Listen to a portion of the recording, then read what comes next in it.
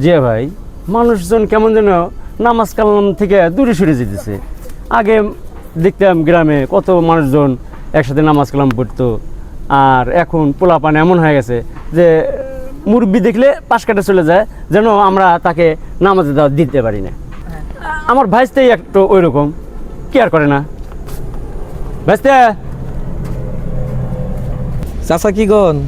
কি আর কমু ভাইস্তে, শুক্রবার আজান হইতেছে, নামাজে যাওয়া লাগবে না? আমার বন্ধু আমার ডাকছে, তাড়াতাড়ি আমার যাইতে হবো। তুমি তোমার বন্ধুর ডাকে সাড়া দিবে, না মহান সৃষ্টিকর্তা যিনি তোমাকে সৃষ্টি করছে, তোমাকে লালন পালন করছে, তার ডাকে সাড়া দিবে?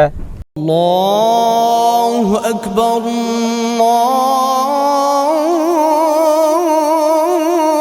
আল্লাহু আকবার। চাচা, যেহেতু আল্লাহ আমার ডাকতেছে, তাহলে আমি আল্লাহর দিকেই যাব। চলেন।